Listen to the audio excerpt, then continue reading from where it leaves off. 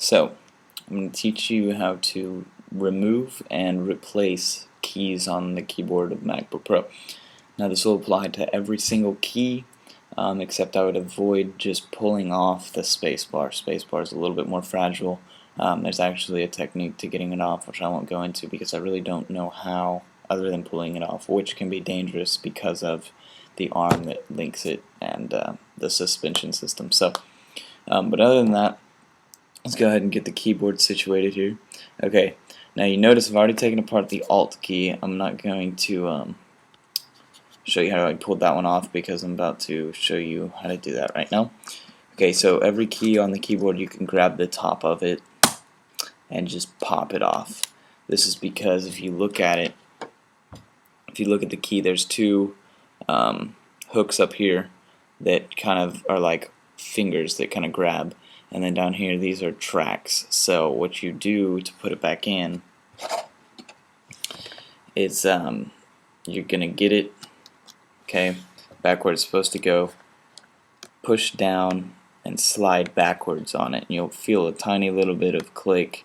When that happens, you'll notice that the suspension can't push up the back part of the key because it's locked in. Now there's not going to be any kind of snap or anything like that, so don't expect a click or anything. Once this is done, it's not going to look like, something like this where it's angled and popping up in the back.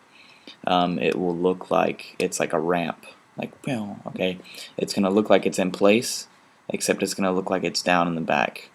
And then all you have to do is pivot forward. Make sure you don't slide it forward when you do that. Push straight back, because if you do that, it's going to pop off again. So push down and then pull back, and then almost in the same time push forward, and you'll hear it snap back in. And that's how you click it back in. This is because there's actually what this is called the suspension. Okay, it's two pieces.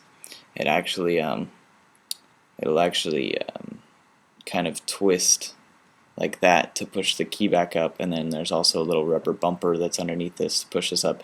When the key is in there, it makes an X like this, and when you push it down, it goes together.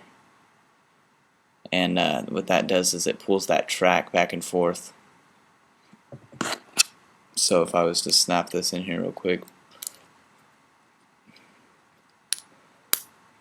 you notice that it sits like this. This is how your keyboard sits because it's being pushed up. Now the key's up here.